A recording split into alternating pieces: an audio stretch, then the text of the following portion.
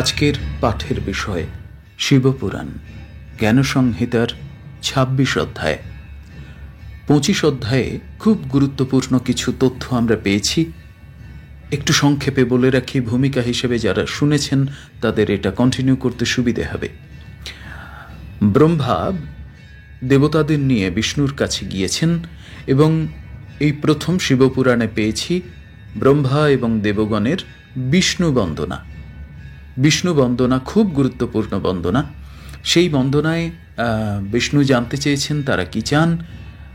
তারা যখন বলেছেন, অর্থাৎ ব্রহ্মা এবং দেবতারা যখন বলেছেন যে ভালো থাকতে গেলে কি করা উচিত, তখন বিষ্ণু স্বয়ং শিব মাহাত্ম্য বর্ণন করছেন এবং বলছেন লিঙ্গ পূজা করতে। আরেকটা খুব গুরুত্বপূর্ণ জিনিস আমরা পেয়েছি, সেটা হচ্ছে কে দেবতা, ঋষি, দেবীরা, মানুষ, পিশাচ, কুবের, যক্ষ, ইন্দ্র, এরা সকলে কে কোন ধরনের শিবলিঙ্গ পূজা করবেন সেই বর্ণনা খুব বর্ণনাত্মক ভঙ্গিতে সেইগুলি কিন্তু এই ২৫ অধ্যায়ে আলোচনা আছে। ফলে অত্যন্ত গুরুত্বপূর্ণ একটি অধ্যায়। এখন আমরা পাঠ করি ২৬ অধ্যায়। ঋষিগণ বলিলেন, হে মহাভাগ সুত, ইহার পর কি কি ঘটনা হইয়াছিল এবং ব্রহ্মাই বা দেবগণকে কি প্রকার শিবপূজা বিধি বলিয়াছিলেন? ব্রহ্মা শিবপূজা বিধি যেরূপ বলিয়াছিলেন, তুমি আমাদিগের নিকট তাহা সেইরূপই বর্ণনা করো। ঋষিগণের এইরূপ প্রার্থনা শুনিয়া সুত বলিলেন, হে ঋষিগণ, আপনারা লোকহিত কামনায় যাহা জিজ্ঞাসা করিতেছেন তাহা পূর্বে মহর্ষি ব্যাস সনত কুমারকে জিজ্ঞাসা করেন। সনত কুমার সেই বেদব্যাস কর্তৃক জিজ্ঞাসিত হইয়া ব্যাস সকাশে সেই সকল বিষয় কীর্তন করেন। আমি আবার সেই ব্যাস সকাশে সেই পূজাবিধি প্রভৃতি যাহা শুনিয়াছি তাহা আপনাদিগের নিকট বলিতেছি, শ্রবণ করুন। ব্রহ্মা ঋষিগণকে কহিলেন, হে ঋষিগণ, আমি ক্রমশ শিব পূজা বিধি বলিতেছি, শ্রবণ করো। সকল জন্তুর মধ্যে দুর্লভ মনুষ্য জন্ম, তাহার মধ্যে সৎকুলে উৎপত্তি, তাহাতে আবার অবিকল অঙ্গলাভ করিয়া স্ব স্ব জাত্যুক্ত শাস্ত্রবিহিত কর্ম আচরণ করিবে। যে যে জাতির যাহা যাহা ধর্ম উক্ত আছে তাহা কদাচ লঙ্ঘন করিবে না।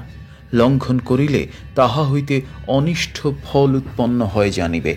অতএব এইরূপে যে পর্যন্ত জ্ঞান না জন্মে সেই পর্যন্ত এইরূপ বিধি অনুষ্ঠান করিতে থাকিবে। সহস্র কর্মযজ্ঞ অপেক্ষা একটি তপযজ্ঞ শ্রেষ্ঠ। সহস্র তপযজ্ঞ অপেক্ষা জপযজ্ঞ ও সহস্র জপযজ্ঞ অপেক্ষা ধ্যানযজ্ঞ অতিশায়ী জানিবে। এই কথাটা মানে অত্যন্ত তাৎপর্যপূর্ণ, মূল্যবান একটি কথা। আমরা শিবপুরাণের আরও পরবর্তী অংশে স্বয়ং শিবের মুখে এই কথাগুলি শুনেছি, যে তিনি বলছেন যে ধ্যান, যিনি যে ধ্যানে ঢুকতে পেরেছেন তার আর এই জগতে কিছু চাই না। আর ব্রহ্মা ঠিক সেই কথাই বলছেন। এবং আরও কি বলছেন? আরও বলছেন যে মানুষের জন্ম একটা অমূল্য জন্ম, মানব জন্ম অমূল্য জন্ম। তাই যে যেখানেই আছো না কেন সেই মানব জন্ম যেন বিফল না হয়, এবং সেই কথাই তিনি ব্রহ্মা স্বয়ং বলছেন। আর কোন কোন মানে পথ শ্রেষ্ঠ সেইগুলো বলছেন। তিনি বলছেন যে সহস্র কর্মযোগ্য, মানে কারুর যখন জ্ঞান জন্মায় না তখন সে শুধু কর্মই করতে থাকবে, যে যে যেমন জায়গায় আছে, যেমন ভাবে আছে, যেমন জাতিতে আছে। এই কর্ম সহস্র ১,০০০ কর্মযজ্ঞের চেয়ে একটা তপযজ্ঞ শ্রেষ্ঠ। আবার সহস্র তপযজ্ঞের চেয়ে একটা জপযজ্ঞ শ্রেষ্ঠ। অর্থাৎ তপের চেয়ে জপ শ্রেষ্ঠ, কর্মের চেয়ে তপ শ্রেষ্ঠ, তপের চেয়ে জপ শ্রেষ্ঠ। আর সহস্র জপযজ্ঞ অপেক্ষা ধ্যানযজ্ঞ অতিশয় জানিবে। অর্থাৎ ধ্যান জপের চেয়েও শ্রেষ্ঠ। ধ্যানযজ্ঞ অপেক্ষা আর কিছুই শ্রেষ্ঠ নাই। ওই ধ্যানযজ্ঞ হইতেই জ্ঞান উৎপন্ন হইয়া থাকে। তাই যে মানুষের বা যে আধার ধ্যানে ঢুকতে পেরেছে তার আর কোনো দিকে নজর দেওয়া উচিত নয়। না পুজো, না তীর্থ, না আচার অনুষ্ঠান, বিবিধ ক্রিয়াকর্ম, কিচ্ছু না। যিনি ধ্যানে ঢুকতে পেরেছেন জানবেন যে এটা স্বয়ং মহেশ্বরের কৃপা তার উপরে, বা গুরুকৃপা। ধ্যান হলে, ধ্যানে যিনি ঢুকতে পেরেছেন তার আর কিচ্ছুটি চাই না। ব্রহ্মাও শিবপুরাণের জ্ঞানসংহিতার ২৬ অধ্যায়ে ঠিক সেই কথাগুলোই বলছেন। পড়ে ফেলা যাক, যা আছে অবিকৃত সেই প্রসঙ্গ। ধ্যানযজ্ঞ অপেক্ষা আর কিছুই শ্রেষ্ঠ নাই। ওই ধ্যানযজ্ঞ হইতেই জ্ঞান উৎপন্ন হইয়া থাকে। দেখো, যোগীগণ ধ্যানযজ্ঞ দ্বারা হৃদয়ে সদা সন্নিহিত পরম ব্রহ্মকে মানসিক অবলোকন করিয়া থাকেন। যে সময় ওই ধ্যানযজ্ঞ রত যোগী সমরস হইয়া ধ্যান যোগ দ্বারা ওই পরব্রহ্মকে মানস প্রত্যক্ষ করিতে থাকেন, সেই সময় ভগবান শিব সেই ধ্যানযজ্ঞ রত যোগীর সদা সন্নিহিত থাকেন। বিজ্ঞানী ব্যক্তিগণের বহুল পরিমাণে চিত্তাদি শুদ্ধি থাকে বলিয়া কোনো প্রায়শ্চিত্তাদি কর্মশুদ্ধি নাই। তাহার কারণ ওই ব্রহ্মবিদ্যাবিদ যোগীগণের চিত্ত ব্রহ্মবিদ্যা দ্বারা বিশুদ্ধ হইয়া থাকে। তাহাদিগের আর লোকে কি ক্রিয়া, কি সুখ, কি দুঃখ, কি ধর্ম, কি অধর্ম, কি জপ, কি হোম, কিছুই বিচার থাকে না। অতএব ধ্যান যজ্ঞকেই জ্ঞাননিধি বলিয়া জানিবে। ওই যোগীগণের হৃদয়ে পরম অনাদিকর বিশুদ্ধ কূটস্থ নীরবে সর্বব্যাপী শিবলিঙ্গ অধিষ্ঠিত থাকেন। লিঙ্গ দুই প্রকার বলিয়া কথিত, বাহ্যলিঙ্গ ও অভ্যন্তরলিঙ্গ। এইখানে কি আশ্চর্য! যে সমস্ত মানে তাদেরকেই যোগী বলা হচ্ছে যারা ধ্যানে প্রবেশ করতে পেরেছেন, অন্য কেউ যোগী নয়। এবং সেই যোগীগণের মধ্যে তিনি আবার শ্রেষ্ঠ যিনি কূটস্থে ধ্যান করছেন। অর্থাৎ কোনো কোনো আধারের ধ্যান করতে করতে চোখের তারা ওপরে অর্থাৎ আজ্ঞাচক্রে চলে যায়, যোগীর চক্ষু। তো আবার অর্থাৎ যাকে আমরা সাম্ভবী মুদ্রা বলি। আবার মহাযোগী যারা তারা মহাসাম্ভবিত অর্থাৎ সহস্রারে তাদের আঁখি তারা ওপরে উঠে থাকে। তো বলছেন ব্রহ্মা যে যাদের এই কূটস্থে ধ্যান হয় তারা তো আর তাদের কিচ্ছু লাগবে না, কিচ্ছুটি না। তারপরে বলছেন লিঙ্গ দুই রকম হয়, বাহ্যলিঙ্গ অর্থাৎ বাহ্য মানে বাহির, আর অভ্যন্তর লিঙ্গ। দেখা যাক ব্রহ্মার কথা অনুসারে সেগুলো কি। বাহ্যলিঙ্গ স্থূল, অভ্যন্তর লিঙ্গ সূক্ষ্ম ও স্থূল অপেক্ষা শ্রেষ্ঠতর। যাহারা কর্মযজ্ঞরত তাহারা স্থূল লিঙ্গের অর্চনা করিয়া থাকে। অজ্ঞানী লোকের স্থূল লিঙ্গে ভক্তি উদয়ের নিমিত্ত লিঙ্গের স্থূল বিগ্রহ জানিবে। যে অজ্ঞানী ব্যক্তির আধ্যাত্মিক লিঙ্গ প্রত্যক্ষ হয় না, সেই পুরুষের অভ্যন্তর লিঙ্গে ভক্তির নিমিত্ত স্থূল লিঙ্গ দ্বারা আভ্যন্তরিক লিঙ্গের কল্পনা করিবে। তদ্তিরিক্ত স্থূল লিঙ্গের আবশ্যিকতা নাই। অর্থাৎ বাইরের যে লিঙ্গ আমরা পাই সেগুলো বাহ্যলিঙ্গ, সেইগুলো পূজা করতে করতে বা তাদের আরাধনা করতে করতে আমাদের ভেতরে গভীর ধ্যান হলে, যাদের ধ্যান হয় তারাই একমাত্র জানেন যে তারা গভীরভাবে ধ্যানস্থ থাকেন, কূটস্থেই হোক, অনাহতে হোক, আজ্ঞায় হোক বা সহস্রারে হোক বা ব্রহ্মরন্ধ্রে হোক, যোগীরাই জানেন, সেটা মহাযোগীরাই জানেন। তো সেই ধ্যান হলে আর বাইরের লিঙ্গ পূজার প্রয়োজন নেই। তাই বলছেন যে জ্ঞানী দিগেরই সূক্ষ্ম অমল অব্যয় লিঙ্গ প্রত্যক্ষ হইয়া থাকে, কারণ অজ্ঞানী দিগের স্থূল লিঙ্গ মৃৎকাষ্ঠা দিতেই কল্পিত হইয়াছে। তত্ত্ববাদীরা বলেন যে বিচার করিয়া দেখিলে এ জগতে আর কিছুই নাই, কেবল সেই জ্ঞানী দিগের হৃদয়ে জগৎ সকল নিষ্ফল শিবময়, ইহাই ভাসমান থাকে। জ্ঞানীগণের এই প্রকার বিধি নিষেধ দোষ বিকল্পনা প্রভৃতি কিছুই নাই, অর্থাৎ তাদের কোনো পাপ নেই, কোনো নিয়ম কানুন কিচ্ছু নেই, আচার বিচার কিচ্ছু নেই। যারা গভীর ধ্যানস্থ হতে পারছেন, যারা গভীর ধ্যানস্থ হতে পারছেন, তাদের জন্য এই পাঠ রীতিমতো একটি অপার্থিব কৃপা ধারা হিসেবে তাঁরা নিতে পারেন। যারা সংশয়ী, কোথাও কোনোভাবেই বুঝতে পারছেন না কিন্তু ধ্যান হচ্ছে, তাঁদের কাছে এই পাঠ স্বয়ং মহাদেবের কৃপা প্রবাহ। যেরূপ জলস্থিত পদ্ম জলের সহিত লিপ্ত থাকে না, সেইরূপ জ্ঞানী ব্যক্তি গৃহে থাকিয়াও কর্মে লিপ্ত হন না। অতএব যে পর্যন্ত এইরূপ জ্ঞান উৎপন্ন না হয়, সে পর্যন্ত কর্ম দ্বারা শিবকে আরাধনা করিবে। হে সুব্রতগণ, দেখুন, জগতের এই প্রত্যয় জন্মাইবার নিমিত্ত এক দিবাকর এক স্থানে থাকিয়াও জলাধার নিকরে বিম্ব প্রতিবিম্ব ভাবে নানাবিধ দৃষ্ট হইয়া থাকেন। এ জগতে যাহা যাহা দেখা যায় ও যাহা যাহা শুনিতে পাওয়া যায়, সে সকলই শিবময় জানিবে।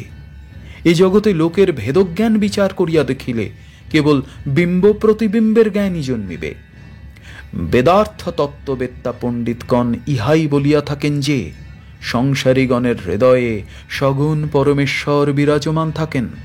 যাহারা এইরূপ বিজ্ঞানী, তাহাদিগের আর প্রতিমাতে কি প্রয়োজন? আর যাহারা বিজ্ঞানহীন, তাহাদিগের প্রতিমা কল্পনাই শুভ করি।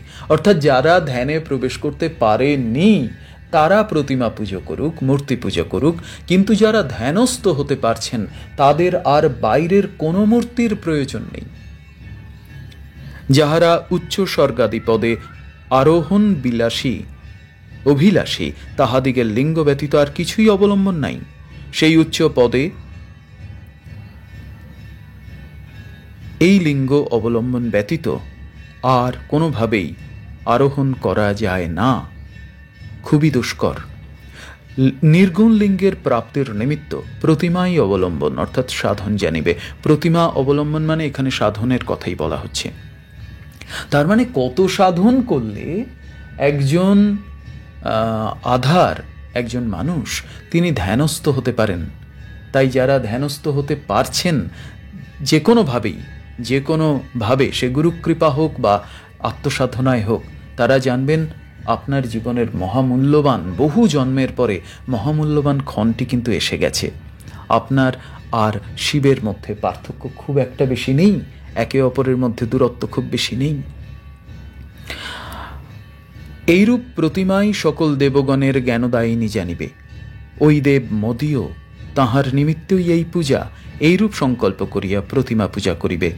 যে যে দেবতাতে ভক্তি থাকিবে, সেই সেই দেবতার পূজা করিবে। পূজা দানাদি ব্যতিরেকে পাপ দূর হয় না। যে পর্যন্ত এ দেহে পাপ থাকে, সে পর্যন্ত সিদ্ধি জন্মে না। অতএব পাপ দূর করা আবশ্য কর্তব্য।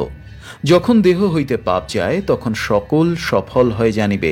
যেমন মলিন বস্ত্রে রং উত্তম রূপে প্রকাশ পায় না, কিন্তু খারাদি দ্বারা পরিষ্কৃত বস্ত্রে সেই রং প্রকাশ পাইয়া থাকে, সেই রূপ এই দেহ নির্মল হইলে ইহাতে জ্ঞানরূপ রং উত্তম রূপে প্রকাশ পায়, এবং তাহা হইতেই পরে বিজ্ঞান জন্মে। কারণ জ্ঞানই বিজ্ঞানের অর্থাৎ তত্ত্বজ্ঞানের মূল বলিয়া উদাহৃত। আর সেই বিজ্ঞান সাধন জ্ঞানের অব্যভিচারিণী ভক্তিই মূল। সেই ভক্তির দেব পূজাদি কর্মই মূল, ও সেই পূজাদি কর্মেরই সদ্গুরুই নিধান জানিবে, এবং সৎ লোকের সহিত সঙ্গমই ওই সদ্গুরু লাভের কারণ। তার মানে সদ্গুরু ছাড়া, গুরুপ্রাপ্তি ছাড়া ধ্যানে প্রবেশ করা খুবই কঠিন, আর প্রবেশ করলেও সেইখানে স্থিত করা আরো কঠিন। স্বয়ং ব্রহ্মার মুখে কথা আমরা শুনছি। অতএব সৎ লোকের সহিত সৎ সংসর্গ হইতে সদ্গুরু লাভ করা যায়। সদ্গুরু হইতে মন্ত্র পূজাদি শিক্ষা, মন্ত্র পূজাদি হইতে ভক্তি, ভক্তি হইতে জ্ঞান, ও জ্ঞান হইতে বিজ্ঞান সম্পত্তি জন্মে, ইহাতে কোনো সন্দেহ নাই। তাহলে সৎসঙ্গ অর্থাৎ যে সঙ্গ আমাকে সদ্গুরুর কাছে নিয়ে যাচ্ছে, আর গুরু সদ্গুরু হলেই বাকি সব এমনি এমনি হয়। ধ্যানে প্রবেশ থেকে শুরু করে পূর্ণ জ্ঞান, সমস্ত কিছু। তাই গুরু ব্রহ্মা, গুরু বিষ্ণু, গুরুর দেব মহেশ্বর, এই শ্লোকটি তৈরি হয়েছে। এইরূপে যে সময় বিজ্ঞান জন্মে তখন ভেদজ্ঞান নিবৃত্ত হয়। তখন সেই বিজ্ঞানী ব্যক্তির এই আমি, এই আমার পুত্র, এই আমার মিত্র, এই আমার শত্রু, এই আমার ধন ও এই আমার স্ত্রী ইত্যাদি কিছুই অহংজ্ঞান থাকে না। তখন তাহার কি মান, কি অপমান, কি লাভ, কি অলাভ, কি জয়, কি পরাজয় সকলই সমান বোধ হয়, এবং সেই ব্যক্তি শীতোষ্ণ শত্রু মিত্রাদি দ্বন্দ্ব জন্য দুঃখবিহীন হইয়া কেবল শিবরূপী হইয়া সকল শিবময় দেখিতে থাকে। আর যদিচ সেই বিজ্ঞানী ব্যক্তি শীতোষ্ণাদি দ্বন্দ্ব লাভ করে, তাহা হইলেও তাহার তজ্জন্য কিছু দুঃখ সুখ জন্মে না। হে ঋষি সত্তমগণ, সেই বিজ্ঞানী ব্যক্তির তখন কি বিধি, কি নিষেধ, কিছুই নিয়ম থাকে না। এহেন লোক গৃহাশ্রম স্থিত ব্যক্তির মধ্যে দুর্লভ। অর্থাৎ এই ধরনের যোগী যদি গৃহে পাওয়া যায় তাহলে সেটা অত্যন্ত দুর্লভ দর্শন বলেই জানবে।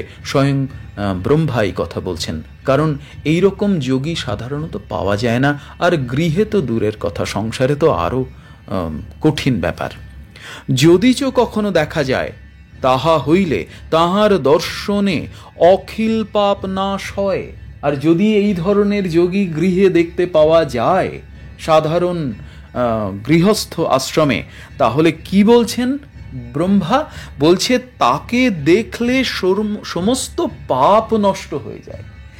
আমি আবারও সেই বাক্যটি পড়ছি। যদিচ কখনো দেখা যায়, তাহা হইলে তাহার দর্শনে অখিল পাপ নাশ হয়। হে ঋষি সত্তমগণ, তীর্থ অপেক্ষা তাদৃশ পুরুষ শ্লাঘনীয় জানিবে। অর্থাৎ তীর্থ দর্শনের চেয়েও যদি সেই ধরনের যোগীকে দর্শন করা হয়, তাহলে তা তীর্থ দর্শনের চেয়েও অধিক ফলপ্রদ।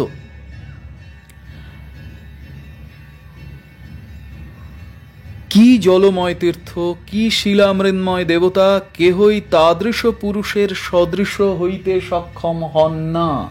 অর্থাৎ বাইরের শিবলিঙ্গ, কি কোনো তট, কি কোনো নদী, কি সমুদ্র, কি অন্যান্য যত তীর্থ আছে, যতই তীর্থ ঘোরো না কেন, যদি সেই রকম কোনো পুরুষ যোগীর সংসারে যদি তোমার দর্শন হয়, তাহলে সেই যোগীর অপেক্ষা, সেই যোগীর দর্শনের অপেক্ষা আর কোনো কিছুতে এত পুণ্য বা এত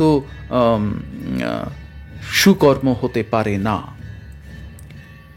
কেননা সেই তীর্থ দেবতা দীর্ঘকালে পবিত্রতা সাধন করেন, আর ওই বিজ্ঞানী পুরুষ দর্শন মাত্রই পবিত্রতা সাধক।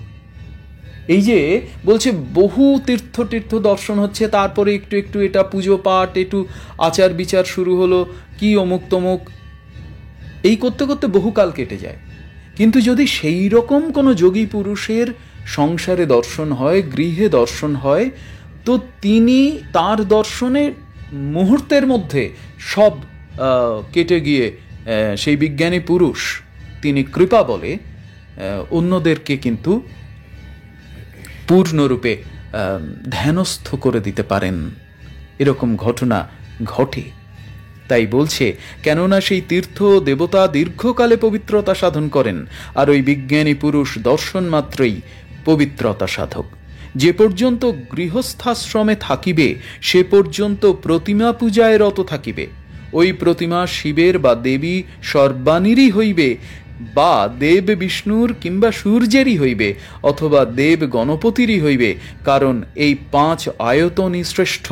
তাহলে কি কি প্রতিমা শ্রেষ্ঠ হতে পারে? যদি বাড়িতে থাকেন তাহলে শিব বা দুর্গা, দেবী সর্বাণী হিসেবে বলা হয়েছে, শিবের প্রতিমা বা দেবী সর্বাণীর প্রতিমা, বা বিষ্ণু বা সূর্য বা দেব গণপতি বা গণেশের, এই 5 পূজাকেই শ্রেষ্ঠ বলা হচ্ছে গৃহ আশ্রমে।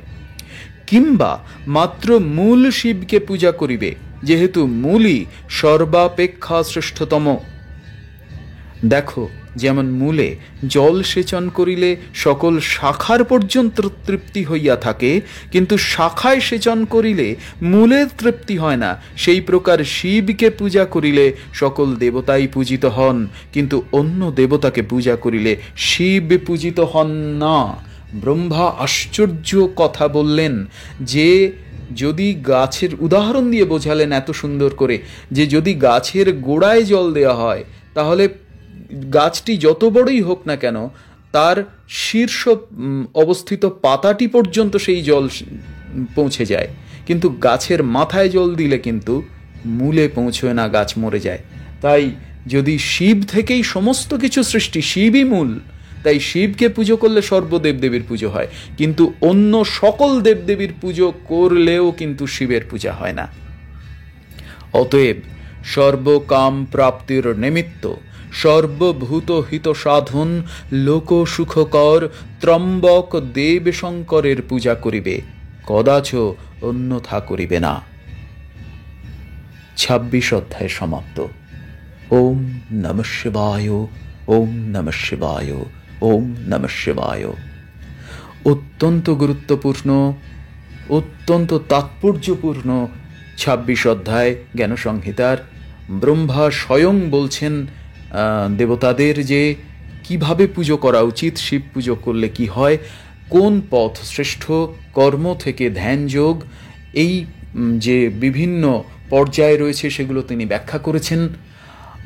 বিভিন্ন কিছুর তুলনায় ধ্যান যোগ যে শ্রেষ্ঠ, এবং যিনি মহাযোগী, যদি এরকম মহাযোগীকে সংসারে পাওয়া যায় তাহলে বলেছেন যে কোথাও কোনো রকম তীর্থ পূজার প্রয়োজন নেই। সেই ধ্যানী যোগীকে দর্শন করলে অখিল পাপ মুক্ত হওয়া যায় এবং তাঁর কৃপা কটাক্ষে পূর্ণ ধ্যানযোগে বা বিজ্ঞানে প্রবেশ করা যায়। আর গৃহে থেকে কোন কোন মূর্তি পুজো করা যায় সেটা বলা হয়েছে, কিন্তু শেষ কথা সেই শিব। সকল মূর্তিকে পুজো করলেও শিবের পুজো হয় না, কিন্তু শিব পূজা করলে সকলের পুজো হয়। সেই পরমেশ্বরের চরণে এমন আশ্চর্য জ্ঞানের প্রবাহে স্নান করে যে পবিত্রতা জন্মাচ্ছে অন্তরে, সেই পবিত্র অন্তর থেকে তাঁর কাছে প্রণতি জানাচ্ছি। ওম নমঃ শিবায়।